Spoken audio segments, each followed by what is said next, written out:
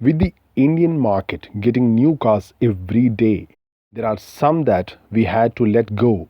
Today, I'm going to talk about the discontinued cars in India which have been popular in the market ever since, and some of these cars we wish they lived on these times. Number 1, Hindustan Ambassador. Let's start with the most iconic car of all time, the Hindustan Ambassador. The Ambassador has had the longest production run of any car in India from 1958 all the way to 2014.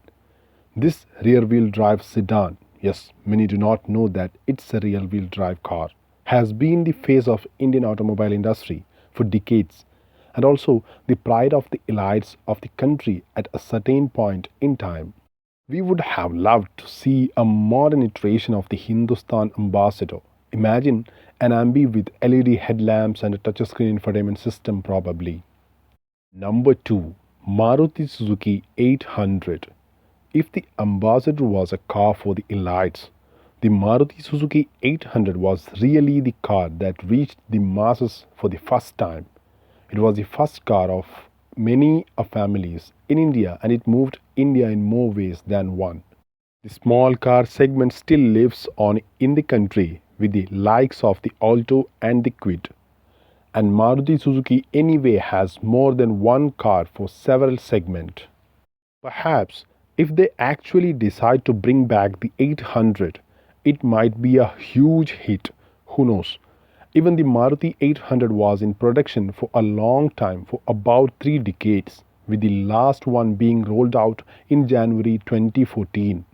Perhaps if the 800 was to be introduced in modern times, reintroduced in modern times, we might have seen it coming with heavy body cladding and a jacked up ride to keep up with the SUV trend. Number 3, Tata Sumo. This is yet another iconic car for India, one that was famous for moving a lot of people at the same time. The Tata Sumo has been in production for 25 years from 1994. It was the most popular SUV of India for several years, even before SUVs were even a trend. However, the Sumo didn't comply with the latest crash test norms, and updating the SUV for compliance would have incurred heavy expenditure for Tata. Of course, it didn't make much sense as in its later years, Sumo catered to only a very specific audience. It, however, would have been amazing to see how Tata reimagines a new generation of the Sumo for the modern times. In its last iteration, the Sumo Gold was powered by a 3-liter diesel engine that produced 85 PS and 250 Nm. It was priced between rupees 7.39 lakh and rupees 8.77 lakh, making it one of the most affordable full-size SUVs we have seen in the country. Number 4, Tata Sierra. This is an SUV that quite didn't enjoy a cult status as the cars mentioned above, but it was an unique product and one that was much ahead of its time. It never had the commercial success like some of the other cars here, but it was very adored among car enthusiasts. A three-door, four-seat SUV in 1991 was certainly not the most ideal for its time.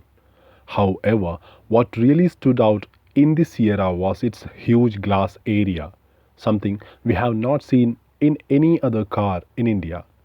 Well, in case of the Sierra, you don't have to rely on your imagination to convince a modern iteration of this SUV.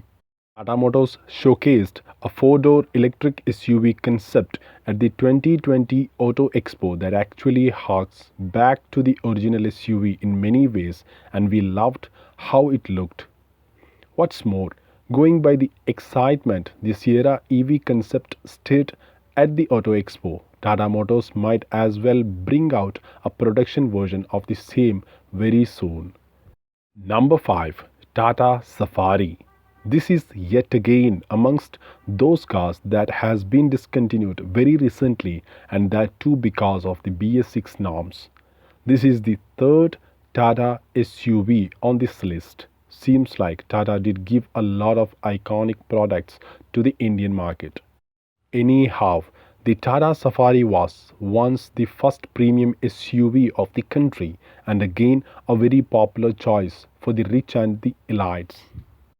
Number 6. Toyota Qualis.